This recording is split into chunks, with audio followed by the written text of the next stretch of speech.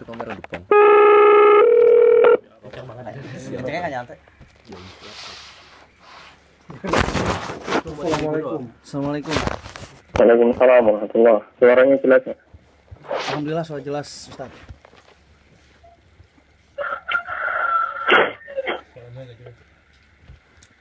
Waalaikumsalam. Ada suaranya nggak? Alhamdulillah Ustaz, suaranya jelas.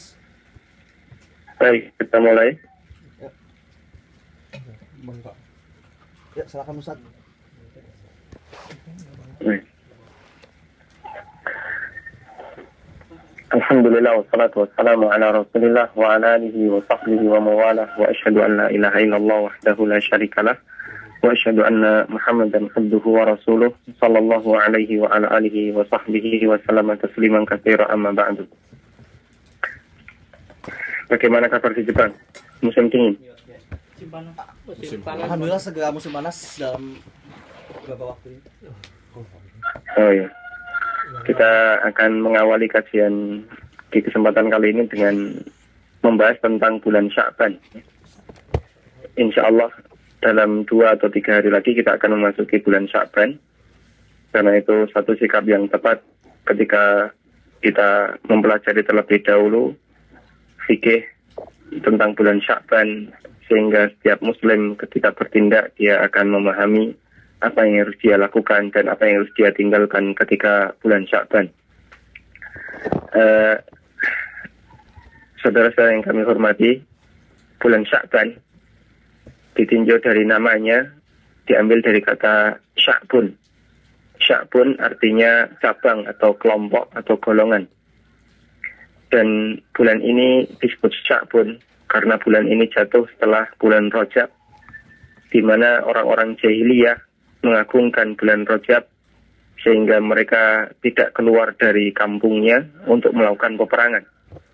Begitu masuk bulan Sya'ban, maka mereka berpencar menjadi kelompok-kelompok dan golongan, keluar dari kampungnya dalam rangka berperang atau dalam rangka mencari musuhnya atau yang lainnya, termasuk juga dalam rangka mencari air. Karena itulah bulan ini disebut dengan bulan Sya'ban, dengan latar belakang asal penamaan bulan ini diambil dari kata kelompok atau golongan. Kemudian bulan Sya'ban memiliki salah satu di antara keistimewaan, di mana Rasulullah SAW menjadikan bulan ini sebagai bulan yang istimewa untuk banyak berpuasa. Di masyarakat kita, bulan yang istimewa untuk berpuasa selain Ramadan adalah bulan Rajab. Ini bisa kita saksikan begitu masuk bulan Rajab, maka kaum muslimin berbondong-bondong beramai-ramai melakukan puasa sunnah. Namun sayangnya ternyata tradisi semacam ini tidak mereka berikan untuk bulan Sya'ban. Padahal Rasulullah SAW lebih banyak melakukan puasa sunnah di bulan Sya'ban dibandingkan puasa sunnah di bulan Rajab.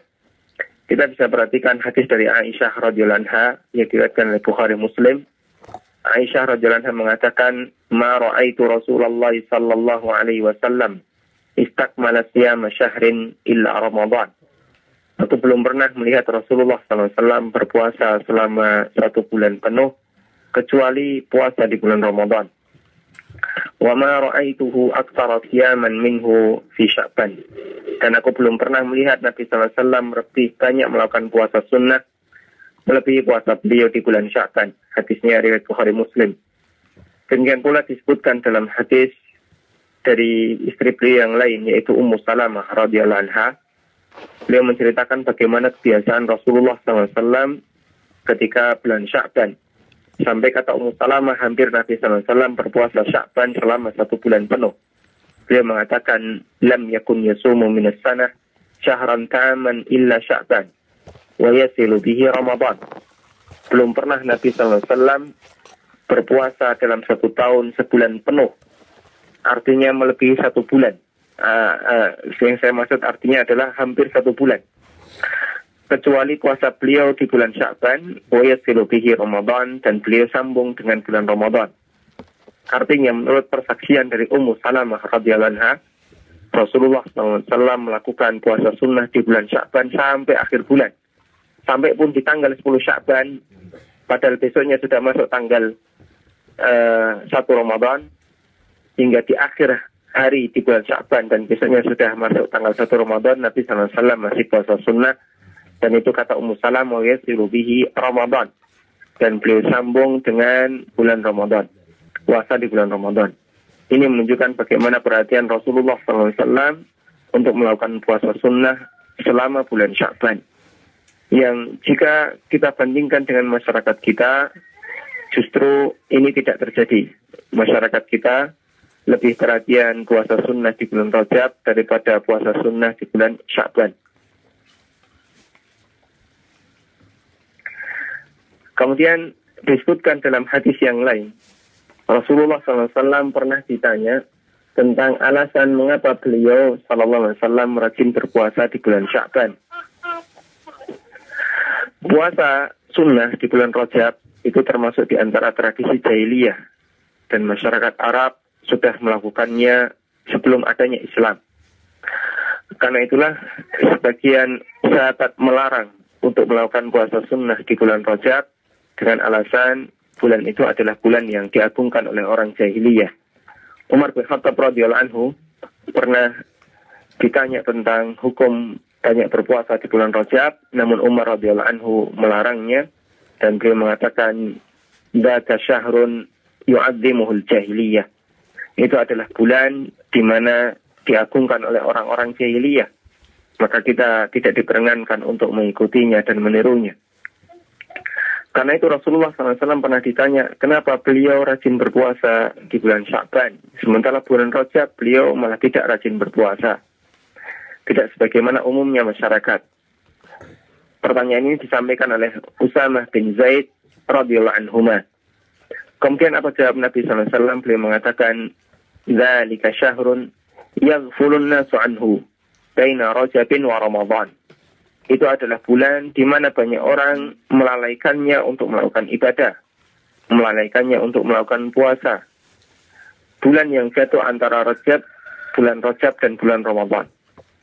Sehingga alasan Nabi SAW pertama ketika beliau ditanya mengapa beliau rajin berpuasa di bulan Sya'ban, alasan pertama yang beliau sampaikan adalah bulan ini itu diapit oleh 2 bulan yang dimuliakan manusia dalam berpuasa.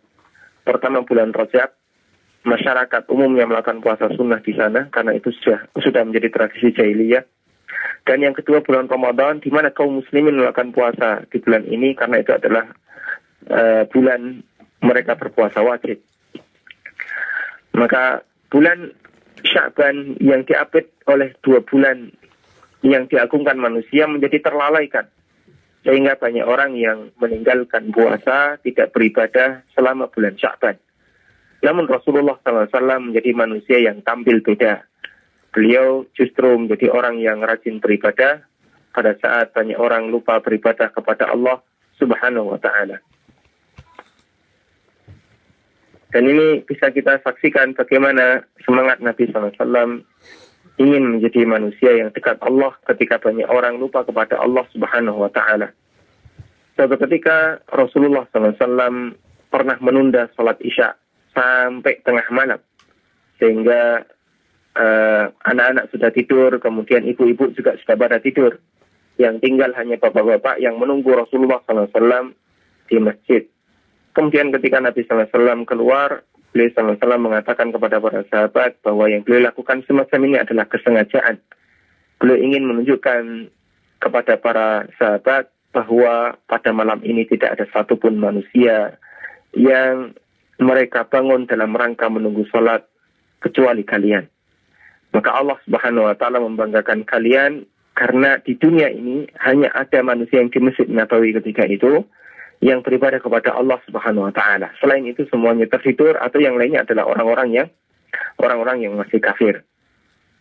Karena itulah di antara satu keistimewaan ibadah yang memiliki nilai besar adalah ibadah yang dikerjakan pada saat manusia sedang lupa Allah Subhanahu wa Ta'ala. Dalil yang lain adalah dalil tentang anjuran untuk berdoa ketika masuk pasar. Rasulullah SAW memberikan janji khusus bagi mereka yang ketika masuk pasar berdoa kepada Allah Subhanahu wa Ta'ala. Kenapa janjinya khusus dan istimewa? Karena orang yang berdoa ketika masuk pasar adalah orang yang istimewa. Dalam hadis riwayat Tirmidzi, Nabi SAW menyebutkan, "Idza dakhala ahadukum as-suq, faqala la ilaha illallah, wahdahu la syarikalah, lahul mulku wa lahul hamdu, yuhyi wa yumiit, wa huwa hayyun la yamut, biyadihil mulku wa huwa ala kulli syai'in qadir." Siapa yang masuk pasar kemudian membaca doa seperti tadi, kata Nabi SAW, "Kutiba lahu alfu alfi hasanatin wa muhiya anhu alfu alfi sayyi'atin." Maka dicatat untuknya 1.000.000 pahala dan dicatat untuknya 1.000.000 dan dihapuskan darinya 1.000.000 dosa. Luar biasa. Amalan yang bagi kita adalah amal yang sangat ringan.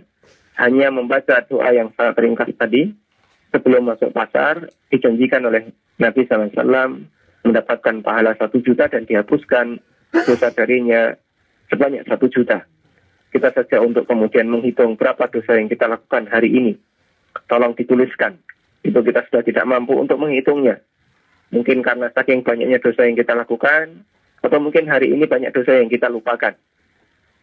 Namun dalam hadis ini Nabi SAW menjanjikan orang yang membaca doa tadi sebelum masuk pasar akan dihapuskan dosanya sebanyak 1.000.000 dan ditambahkan pahalanya sebanyak 1.000.000.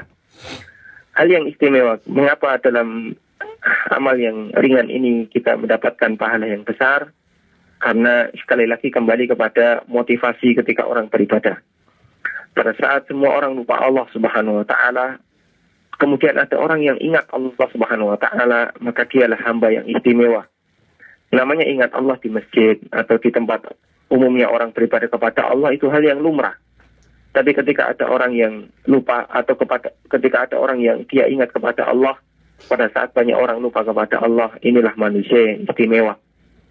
Berarti orang semacam ini, di saat manusia lupa Allah saja dia masih ingat Allah, berarti ketika dia di tempat yang umumnya orang ingat Allah, dia akan lebih khusyuk lagi dalam mengingat Allah Subhanahu wa Ta'ala.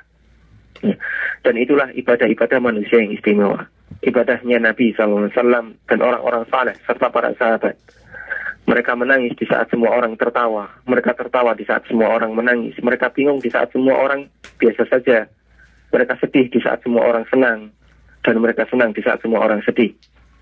Hamba yang dia kondisinya berbeda dengan umumnya masyarakat. Karena umumnya masyarakat, kata Allah Subhanahu wa Ta'ala dalam Al-Quran, mereka kalau diikuti, mereka akan mengarah kepada kesesatan. Wa in tuti aktsara man fil ardi yudilluka an sabilillah. Jika engkau mengikuti mayoritas suara kebanyakan manusia, maka mereka akan menyesatkanmu dari jalan Allah Subhanahu wa Ta'ala. Dan dalil-dalil yang lain cukup banyak tentang masalah ini yang menunjukkan keistimewaan orang beribadah saat semua orang lupa Allah Subhanahu wa Ta'ala. Termasuk diantaranya adalah melaksanakan tahajud, karena ini dilakukan pada saat semua orang tidur. Kata Nabi SAW, "Waqumu bil-laili wan nasu niyam." Lakukanlah qiyamul lail di saat banyak orang yang tertidur. Kemudian motivasi yang kedua, masih dalam sambungan hadis, Nabi SAW menyebutkan alasan kedua mengapa beliau puasa Sya'ban. Kata beliau, "Wa huwa syahrun turfa'u fihi al-a'mal ila rabbil alamin. Fa'uhibbu ayyurfa'a amali wa ana sha'im."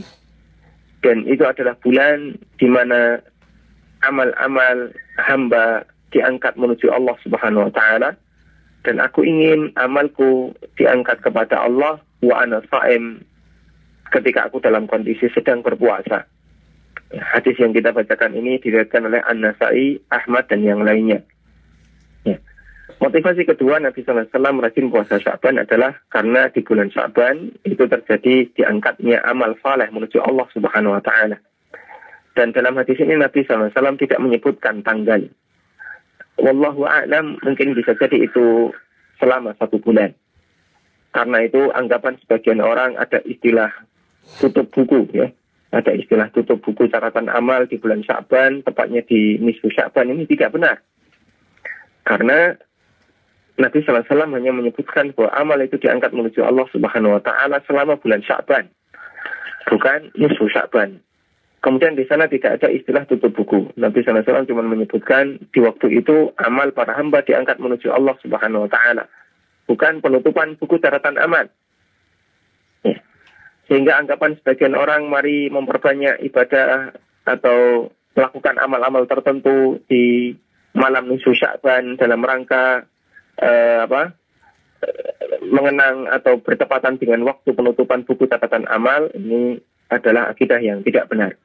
Yang benar, selama bulan Sya'ban, amal para hamba dilaporkan kepada Allah Subhanahu wa taala, wa huwa a'lamu bihim, meskipun Allah Subhanahu wa taala Maha mengetahui tentang kondisi mereka semua.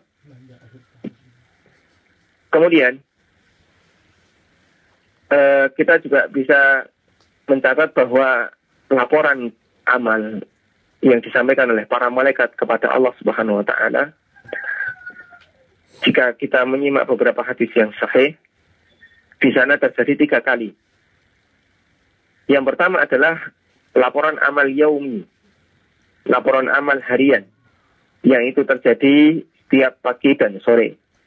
Setiap pagi setelah subuh atau di waktu subuh, dan setiap sore di waktu asar.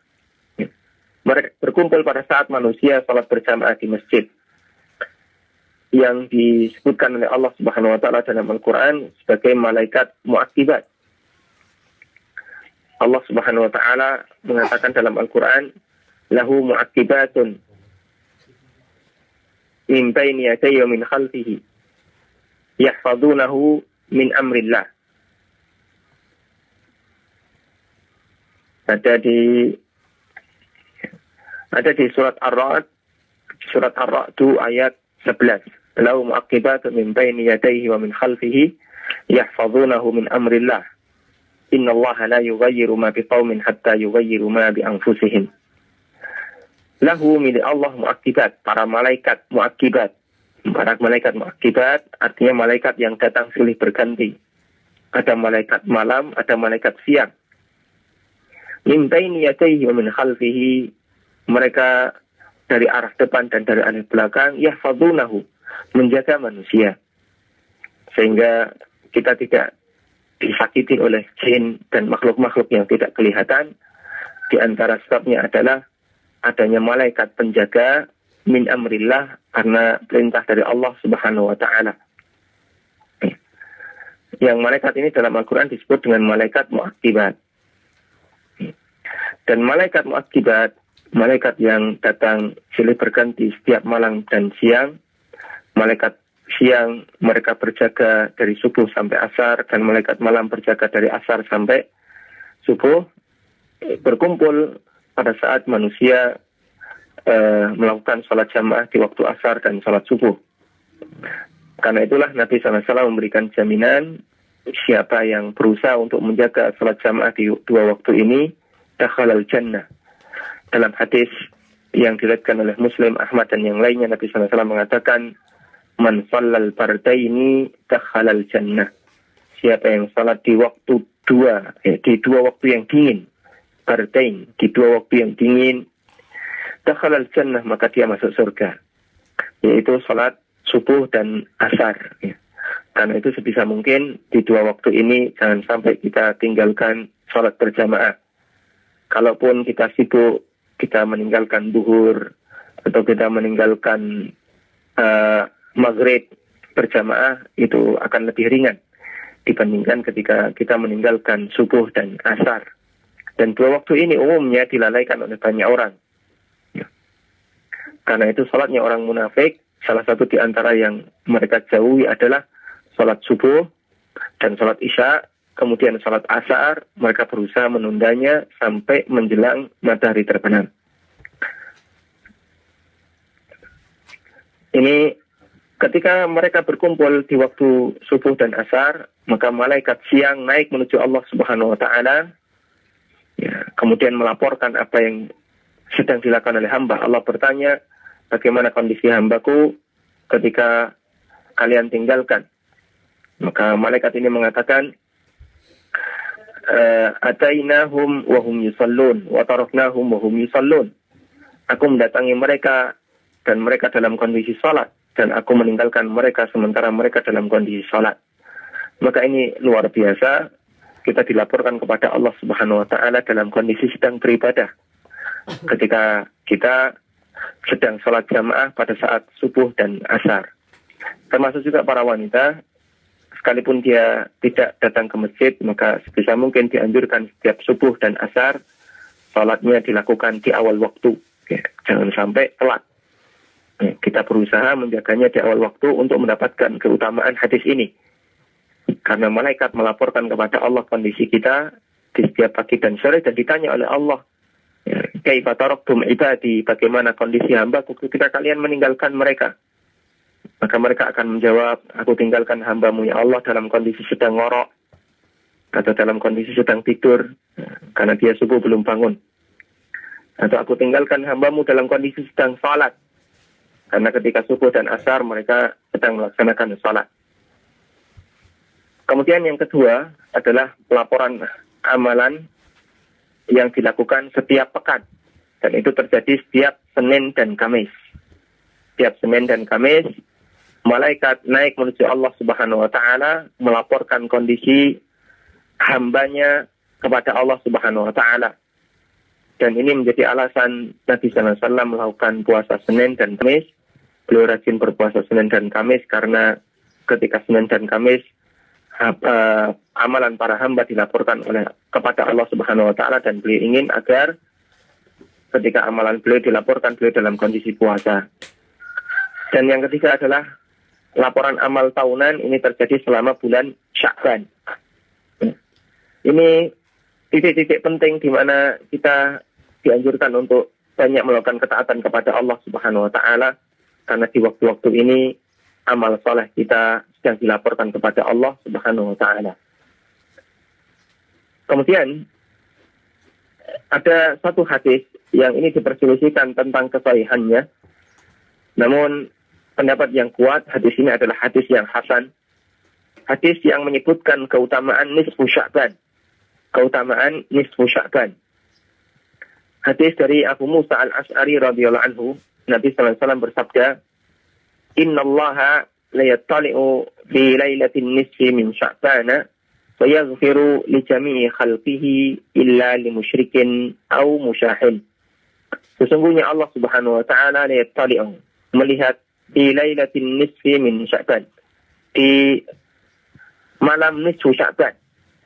Di malam nisfu Sya'ban, fa yaghfiru li jami'i khalqihi, kemudian Allah Subhanahu wa taala mengampuni semua makhluknya kecuali orang musyrik dan orang yang sedang bermusuhan.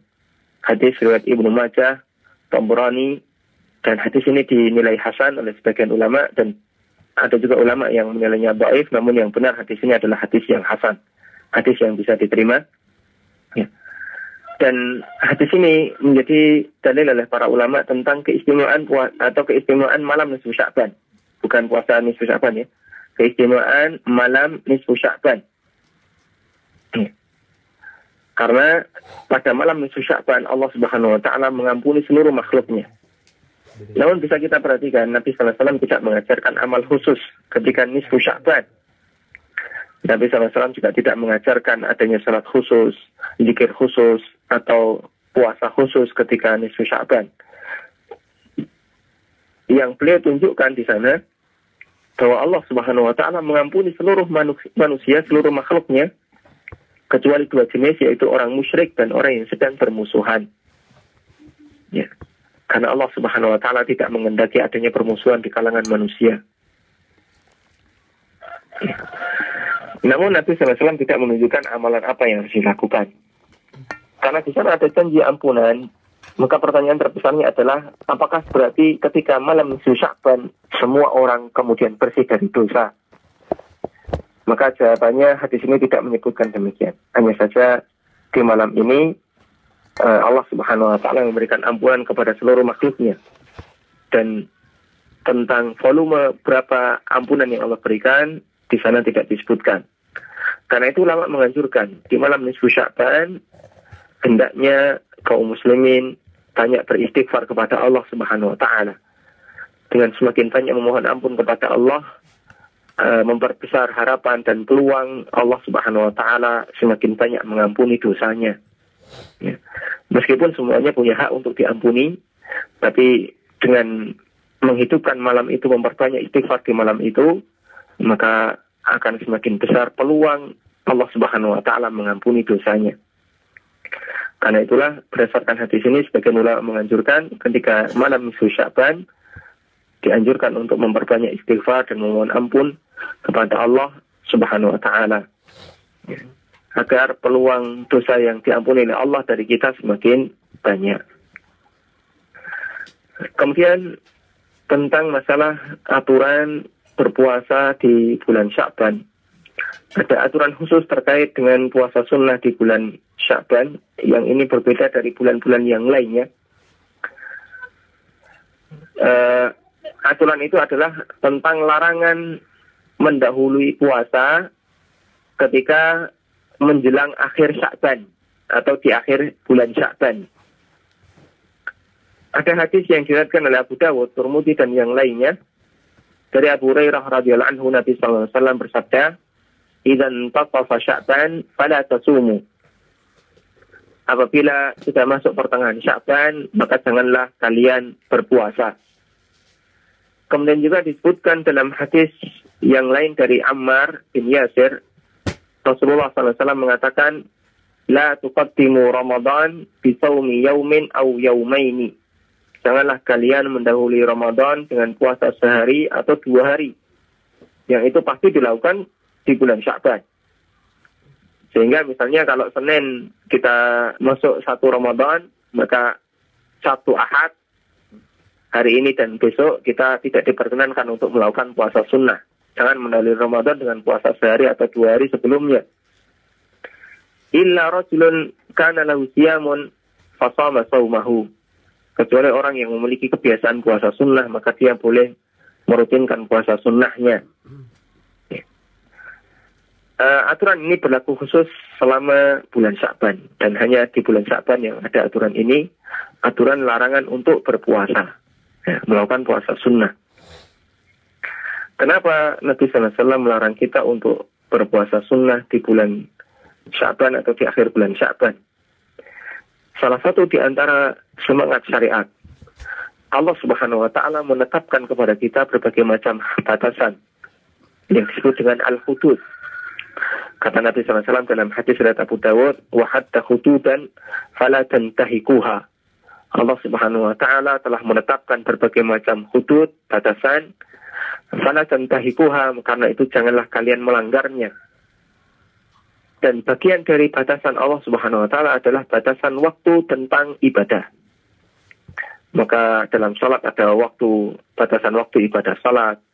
Dalam puasa ada batasan waktu puasa dan seterusnya. Karena itulah Nabi SAW sangat menekankan agar kita pada saat berbuka puasa itu sesegera mungkin berbuka. Dan Nabi SAW memberikan janji yang baik. La yazalun nasu bi khairin ma'ajalul fitrah. Orang akan senantiasa mendapatkan kebaikan selama mereka mendahulukan berbuka. Sehingga begitu masuk waktu berbuka, masuk maghrib, kita langsung menyegerakan berbuka. Itu dijanjikan kebaikan oleh Nabi SAW. Mengapa satu hal yang ringan seperti ini saja itu memberikan nilai yang baik? Padahal apa bedanya menunda buka antara sekarang dengan 1 jam berikutnya? Kan sama-sama berbuka. Nah, para ulama menjelaskan menyegerakan berbuka itu sama dengan menepati batasan yang Allah berikan. Allah memberikan batasan puasa itu dari subuh sampai maghrib. Nah, begitu orang berusaha untuk menepati tepat makan minum atau tepat berbuka sesuai dengan batasan yang Allah berikan, maka mereka berarti tidak melanggar jauh dari ketetapan yang Allah berikan. Dan itu memberikan nilai khusus bagi puasa dan ibadahnya. Ya. Maka mengundur waktu berbuka itu bukan berarti menambah pahala, justru malah itu tidak sesuai dengan yang diajarkan dalam Islam. Nah, kemudian karena batasan puasa Ramadan adalah tanggal 1 Ramadan, maka agar tidak campur dengan puasa sunnah yang lain,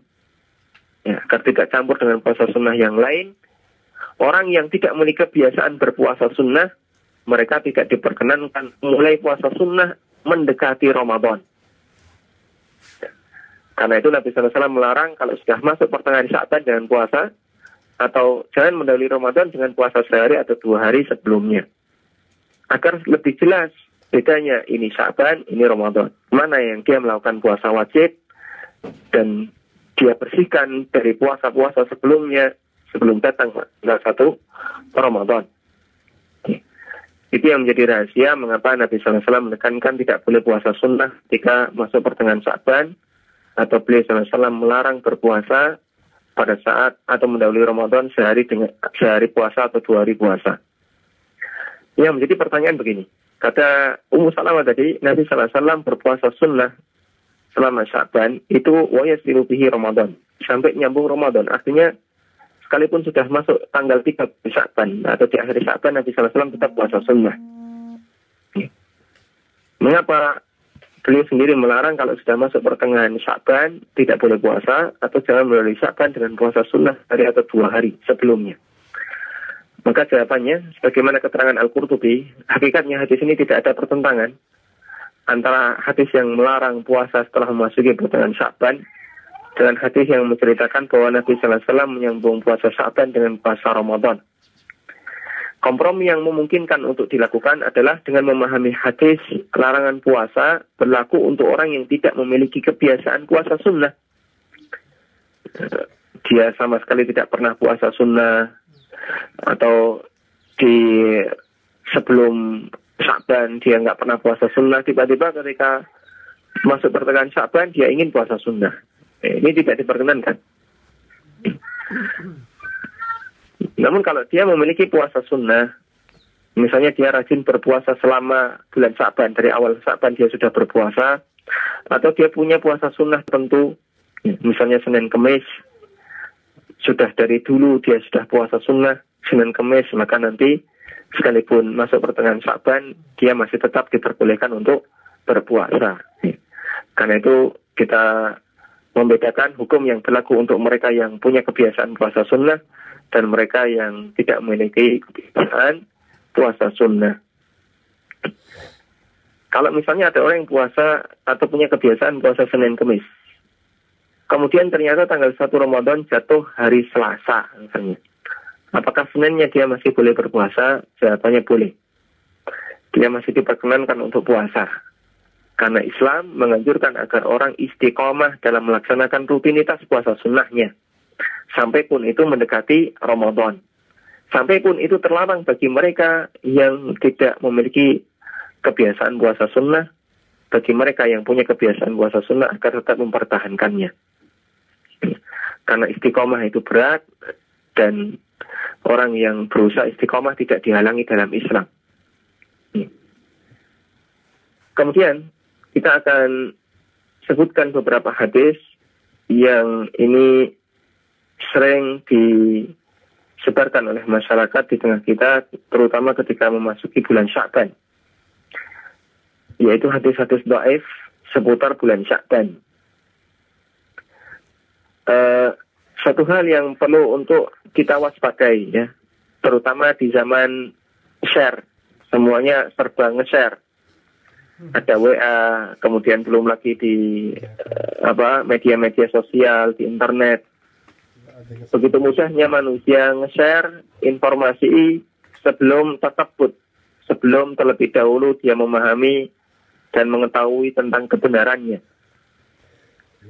Jika yang di-share itu informasi terkait masalah dunia, mungkin akan lebih ringan. Tapi ketika yang disebarkan informasi terkait masalah akhirat, konsekuensinya bisa lebih berat. Karena itulah Nabi SAW mengingatkan, sekalipun kita tidak pernah membuat hadis palsu, kita tidak pernah membuat hadis dhaif. Kenapa menyebarkan hadis dhaif? Ini kesalahan. Kata Nabi SAW dalam hadis riwayat Muslim, beliau mengatakan, Man haddatsa anni yura annahu kadzibun fa huwa ahadul kadzibain. Siapa yang menyampaikan hadis dariku dan dia menyangka bahwasanya itu dhaif, itu palsu, itu dusta, fa huwa ahadul kadzibain, maka dia menjadi salah satu di antara pendusta. Karena itu waspadalah kaum muslimin yang memiliki kebiasaan menyebarkan hadis-hadis yang sebenarnya itu tidak pernah disabdakan oleh Nabi SAW, termasuk juga adalah hadis yang dhaif. Karena Nabi SAW menyebut orang yang menyebarkan hadis dhaif sebagai orang yang pendusta. Salah satu di antara pendusta. Ada satu hadis yang sering kita kenal, yaitu hadis yang menyatakan Rajab syahrullah wa Sya'ban syahri wa Ramadan syahru ummati.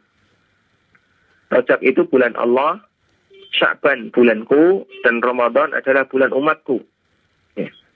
Hadis ini diriwayatkan oleh Abu Bakar An-Naqash, dan Al-Hafidh Abdul Fadl Muhammad bin Nasir mengatakan bahwa An-Naqash adalah pemalsu hadis. Dia pendusta. Karena hadis ini dinilai sebagai hadis palsu oleh As-Suyuti. Kemudian juga ada hadis yang berisi tentang doa. Allahumma barik lana fi Rajabin wa Sya'ban wa balighna Ramadan. Ya Allah, berkailah kami selama bulan Rajab dan Sya'ban, dan sampaikanlah kami ke bulan Ramadan. Dan hadis ini adalah hadis yang dhaif, karena di sana ada perawi yang namanya Ziyad bin Abi Ruqad An-Numairi, yang itu statusnya perawi yang dhaif dan tidak dianggap oleh para ulama hadisnya. Dan hadis semacam ini selayaknya tidak kita sebarkan. Kemudian ada hadis tentang keutamaan nisfu Sya'ban. Hadis yang diriwayatkan oleh Ibnu Majah. Dalam hadis itu dinyatakan, kita masuk malam pertengahan bulan Sya'ban, maka salatlah di siang harinya, karena Allah turun ke langit dunia ketika matahari terbenam. Dia berfirman, mana orang yang meminta ampunan, pasti aku ampuni. Siapa yang minta rizki, pasti aku beri rizki, dan seterusnya. Dan hadis ini di sana ada perawi yang bernama Ibnu Abi Subrah. Kata Al-Hafidh Ibnu Hajar, para ulama menuduh beliau sebagai pemalsu hadis. Karena itu hadis tentang keutamaan nisfu Sya'ban dengan bentuk menganjurkan amalan tertentu berasal dari hadis palsu, ya. Dan kita tidak diperkenankan untuk menyebarkannya. Dari apa yang kami sampaikan bisa kita simpulkan bahwa amalan selama bulan Sya'ban di sana ada dua. Yang pertama adalah memperbanyak puasa selama Sya'ban, dan ini tanpa batasan tanggal. Jika kita sudah bisa berpuasa dari awal, nanti tinggal dilanjutkan, boleh dibuat Dawud, atau boleh 3 hari sekali puasa, atau terserah. Atau misalnya dulu tidak pernah puasa sunnah sama sekali, begitu masuk puasa Sya'ban, kita rajin puasa Senin Kamis selama bulan Sya'ban, juga diperbolehkan. Tidak ada hari tertentu untuk berpuasa selama bulan Sya'ban. Kecuali bagi mereka yang tidak punya kebiasaan puasa sunnah, kalau sudah masuk pertengahan Sya'ban, maka tidak diperkenankan untuk puasa sunnah.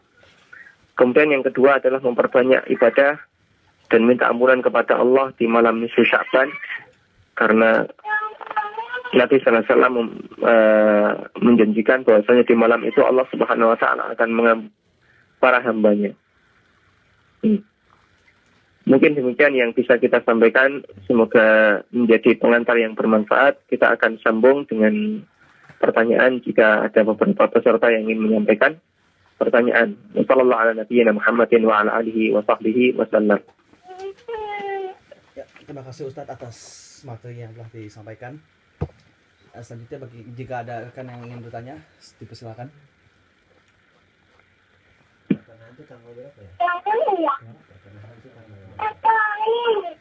Ustadz, ada pertanyaan mengenai tanggal mana yang masuk sebagai pertengahan bulan Sya'ban? Gimana, Bang? Tanggal yang mana yang dimaksud sebagai pertengahan bulan Sya'ban? Oh begitu, ya.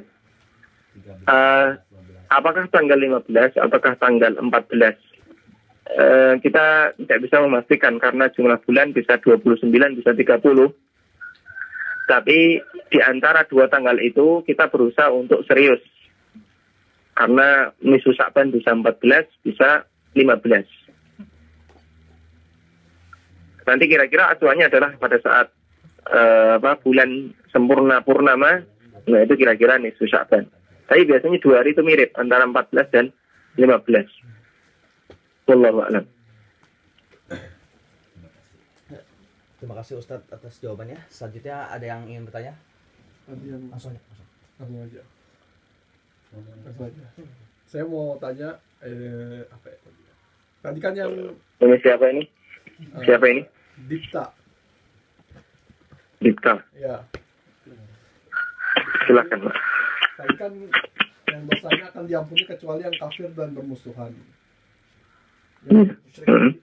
Yang musyrik atau yang bermusuhan ya.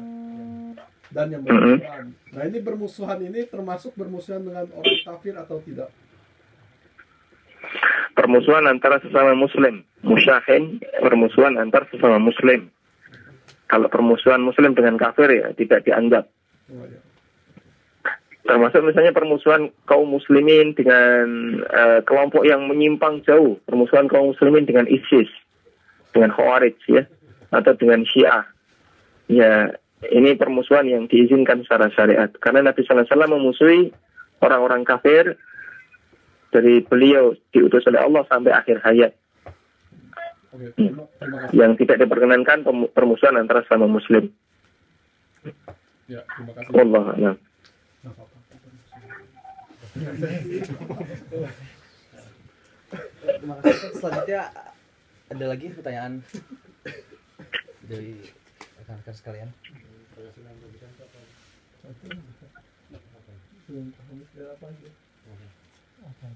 Assalamualaikum warahmatullahi wabarakatuh.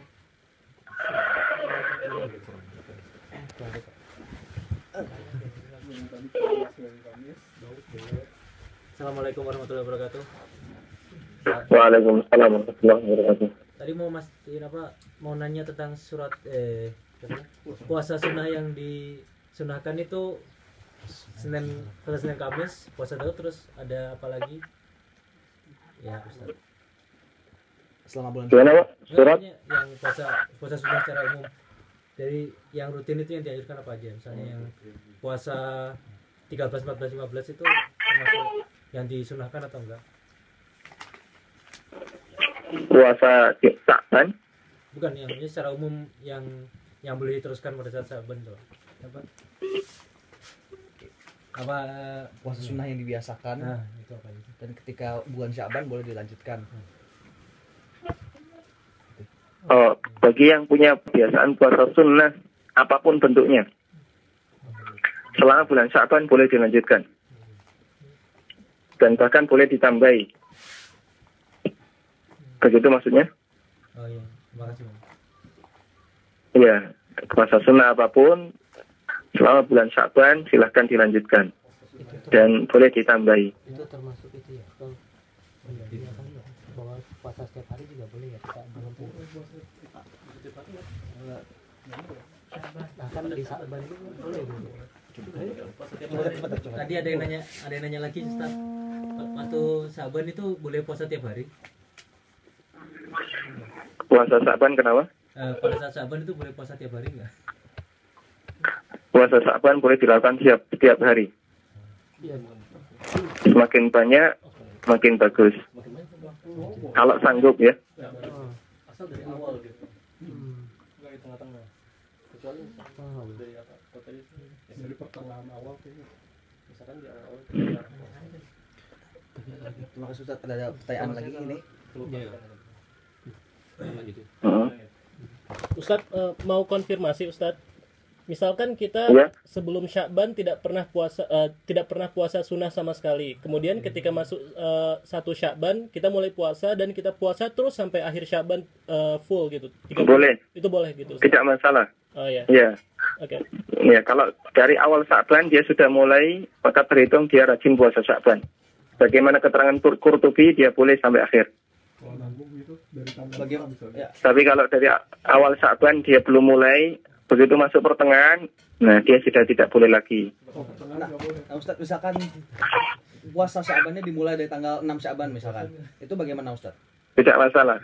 Boleh, masih awal Sya'ban. Oh, awal Sya'ban start ya. Maka gunakan kesempatan awal Sya'ban untuk mengantarkan puasa sampai akhir Sya'ban. Terima kasih atas jawabannya. Selanjutnya ada pertanyaan. Tadi soalnya mau nanya. Iya. Musliman nggak ada. Assalamualaikum Ustadz. Waalaikumsalam warahmatullahi. Terlepas dari keutamaan Sya'ban Ustadz, adakah Iya. tiap bulan itu punya keutamaan masing-masing, Ustaz. Dan kalaupun ada Siap. keutamaan, ada nggak bulan yang malah sebaliknya, Ustaz? Jadi ada yang Surah gitu. di apa itu enggak, artinya kan pasti ada apa itu pasangannya, Ustaz. Jadi apakah semua bulan itu enggak punya keutamaan atau hanya Syakban aja, atau kenapa harus Syakban itu, Ustaz? Karena kan kita semua menghargai waktu ya, Ustaz ya.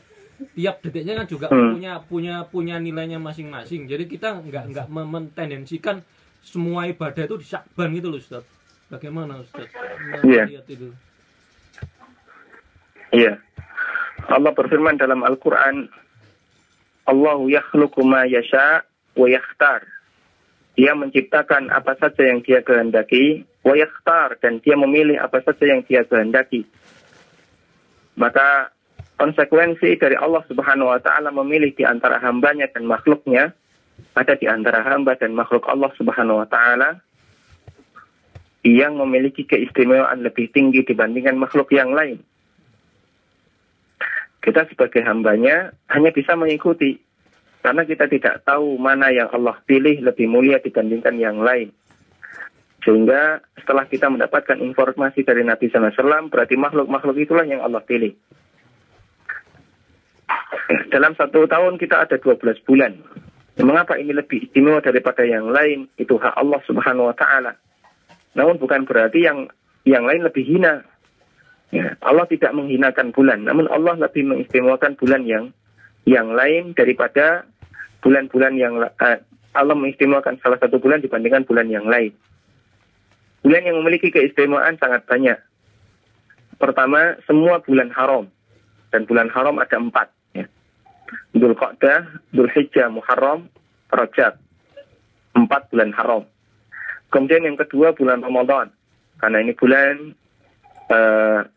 yang menjadi tempat kaum muslimin diwajibkan untuk berpuasa, dan di sana pintu surga dibuka, pintu neraka ditutup, dan masih banyak keutamaan yang lain yang mungkin Bapak Ibu sudah pernah membacanya. Kemudian di antara yang lain adalah bulan Syakban. Dalam bulan ini kita diistimewakan untuk memperbanyak puasa sunnah, karena di waktu itu amalan para hamba diangkat menuju Allah Subhanahu wa taala. Nah, kita bisa mengetahui seperti ini setelah mendapatkan informasi dari Nabi SAW.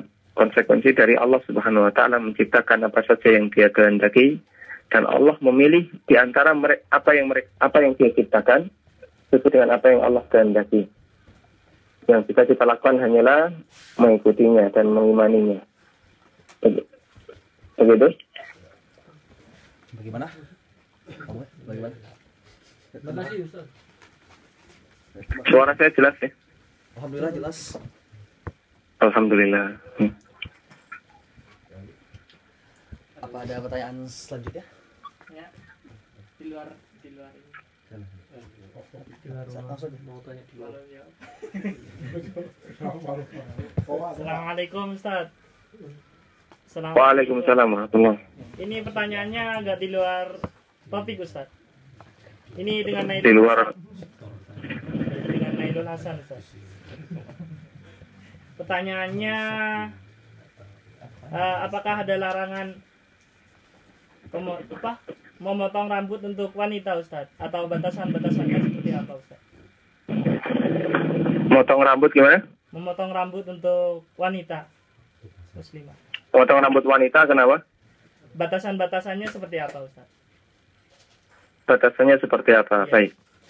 Potong rambut wanita, pendapat yang paling ekstrim tentang masalah potong rambut wanita adalah pendapat Hambali. Mereka sama sekali melarang wanita potong rambut kecuali seujung jari atau seruah jari ketika tahallul. Di luar tahallul, di luar ikhram ya, haji atau umrah, wanita tidak boleh potong rambut. Ini mazhabnya Hambali. Sampai pun bayi wanita, menurut mazhab Hambali, tidak boleh potong rambut. Karena hukum adanya potong rambut hanya berlaku bagi laki-laki menurut mazhab Hambali. Berbeda dengan mazhab yang lain memperbolehkan wanita potong rambut sekalipun di luar umrah atau di luar ikhram, haji dan umrah. Dan insya Allah inilah yang lebih benar. Terus batasannya seperti apa? Batasannya 1 ya. dia tidak boleh menyerupai laki-laki. Maka wanita tidak boleh gundul, atau wanita potong kuncung, atau wanita potong seperti Ronaldo. Nah, ini dilarang. Dan itu dosa besar, karena ada laknat di sana. Yang kedua, wanita tidak boleh potong dengan menyerupai kaum wanita, dengan menyerupai kaum kafir. Karena itu menjadi ciri khas wanita kafir, wanita muslimah tidak boleh menirunya. Wallahu a'lam tentang contohnya. Selama itu menjadi ciri khas potong rambut wanita kafir, tidak menirunya. Itu dua batasannya yang diberikan oleh para ulama. Selama ini tidak ada, insya Allah diperbolehkan. Dan jika dia memiliki suami, maka harus dengan kerelaan pasangannya. Wallahu a'lam.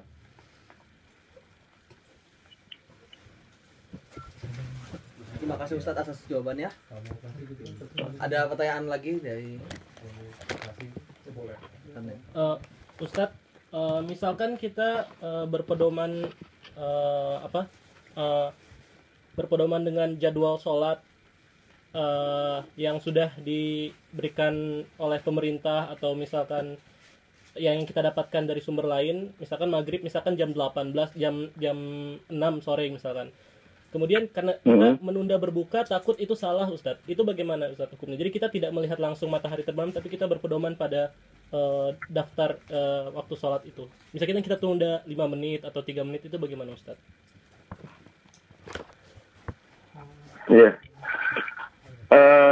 Jika daftar itu meyakinkan, maka kita berusaha menundanya tanpa alasan. Ini tidak sesuai dengan sunnah. Karena jadwal itu sudah meyakinkan menurut kita. Misalnya terbukti dari beberapa kasus ternyata tidak meleset. Tapi kalau kita masih ragu, karena tingkat kepercayaannya masih rendah, ternyata beda dengan jadwal yang lain, maka kita bisa menunda sesuai dengan yang kita dapatkan dari informasi yang lain. Kalau itu alasannya tidak masalah. Tapi hukum asalnya adalah sesuatu yang meyakinkan tidak boleh digugurkan dengan sesuatu yang meragukan. Menunda berbuka dengan alasan lebih meyakinkan, ini bisa terjebak dalam tradisi orang Yahudi yang mereka menunda berbuka sampai terbit bintang. Ya, kalau sampai terbit bintang itu berarti mega merah di ufuk barat sudah hilang. Ya, kita hindari itu. Kalau kita sudah yakin maghrib, segera berbuka. Bisa pakai acuan jadwal, dan selama kita yakin itu benar atau dipakai banyak orang, berarti secara kredibilitas itu bisa dipercaya, maka kita tidak perlu meragukannya. Dan yang kami tahu untuk hasil hisab masalah maghrib dengan subuh itu beda ya pendekatannya. Kalau pemerintah di sini, maghrib itu sudah ada penundaan. Mungkin hanya 2 atau 3 menit penundaannya. Kalau subuh malah diajukan. Ya, diajukan, dan alasannya adalah bahwa ini dalam rangka menjaga kehati-hatian orang yang puasa, sehingga bisa memastikan orang yang puasa itu betul-betul berbuka setelah matahari benar-benar tenggelam, dan mereka sudah selesai sahur sebelum fajar terbit. Ini yang pernah saya dapatkan. Karena itu untuk pendekatan maghrib dan subuh mereka justru berbeda. Kalau maghrib ditambahi, kalau subuh malah dikurangi. Wallahu a'lam. Terima kasih Ustaz. Mungkin pertanyaan terakhir. Saya lagi nggak, Bang? Silakan. Assalamualaikum Ustadz. Lagi Ustadz.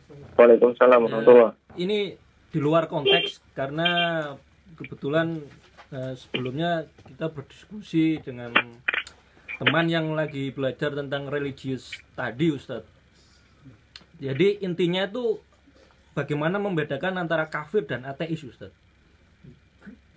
Membedakan antara kafir dan ateis. Iya.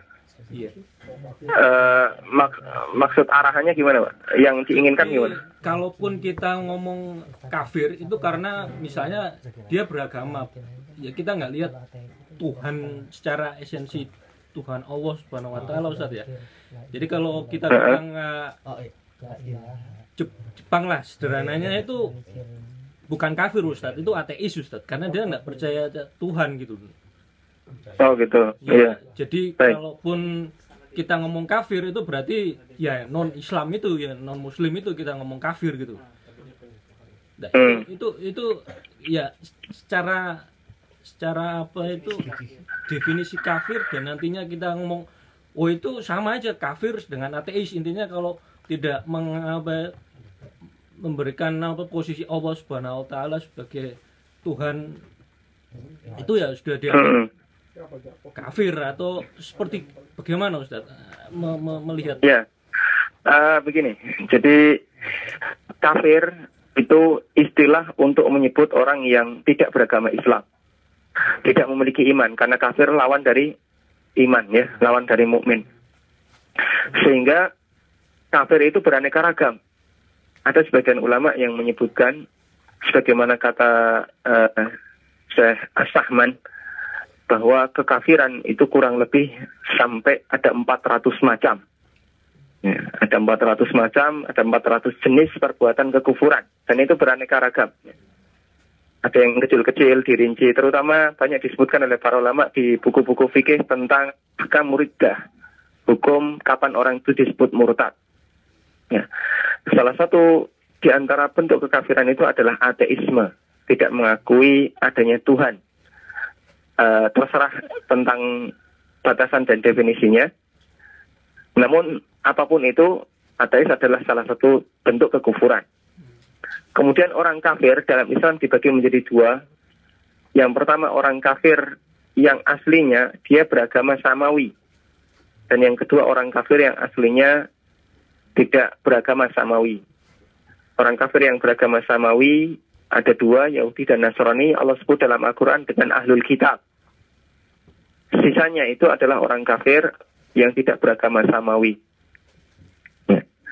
Orang kafir yang beragama samawi ini sembelihannya halal dan wanitanya boleh dinikahi oleh kaum muslimin. Selain itu tidak diperkenankan. Kalau itu yang dimaksud, maka sebenarnya apa bedanya antara kafir dan ateis? Ya, kafir perlu kita rinci lagi. Kalau ateis salah satu dari kekufuran. Dan orang kafir ada yang sembelihannya halal, yaitu Yahudi dan Nasrani. Sehingga untuk makanan di Jepang yang dia disembelih oleh Yahudi dan Nasrani boleh dikonsumsi kaum muslimin. Tapi kalau yang disembelih oleh orang-orang Jepang yang beragama Sikh atau Hindu Buddha tidak diperkenankan kaum muslimin mengkonsumsinya. Begitu? Oke. Masih Ustaz, cukup jelas. Ya. Ustaz, ternyata masih ada pertanyaan lagi. Silakan. Ustaz, cuma mau menyambung pertanyaan yang tadi. Kan katanya kalau Yahudi Nasrani kita boleh menikahi wanitanya. Lalu bagaimana dengan kita mengkompromikan dengan ayat Quran yang mengatakan ku anfusakum wa ahlikum naro. Sementara jika istri kita Yahudi Nasrani, tentu dia akan masuk neraka begitu Ustaz. Bagaimana menjawab kita sebagai suami misalkan itu terjadi gitu? Iya. Justru dengan itu diharapkan suami bisa menyeret istrinya, mendakwa istrinya untuk masuk Islam. Ku anfusakum wa ahlikum naro.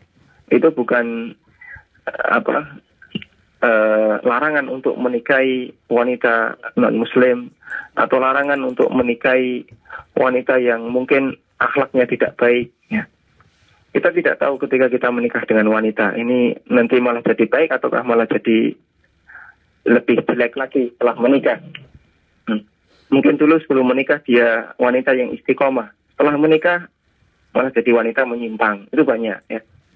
Sebaliknya ada orang yang dulu sebelum menikah dia wanita yang enggak karuan, begitu setelah menikah malah jadi wanita yang istiqomah. Dan kondisi manusia berbeda-beda, makanya kita dianjurkan memperbanyak berdoa ketika awal-awal pernikahan agar semuanya diberkahi. Kalaupun dikumpulkan dalam kebaikan, kalaupun dipisahkan juga dipisahkan karena kebaikan. Sehingga semua atas yang baik. termasuk menikahi non-muslim itu tentang hukum halal haram. Nah, tugas sebagai seorang suami adalah berusaha mengajaknya untuk masuk surga bersama dengan suaminya. Begitu, wallahu a'lam. Jumlah pesertanya berapa? 12 orang. Mm-mm. Yang kan 12 orang, yang ibu-ibu 15. Ya. Yang ibu-ibu sekitar 15 orang. Wallahu a'lam. Ya, jazakumullah khairan sudah mendengarkan. Semoga bermanfaat. Kita akan sambung di pertemuan berikutnya insyaallah. Wassalamualaikum Muhammadin wa ala alihi wa sahbihi wasallam. Subhanakallahumma wa bihamdik la ilaha illa anta astaghfiruka wa atubu ilaik. Wassalamualaikum warahmatullahi wabarakatuh. Waalaikumsalam warahmatullahi wabarakatuh. Terima kasih Ustaz atas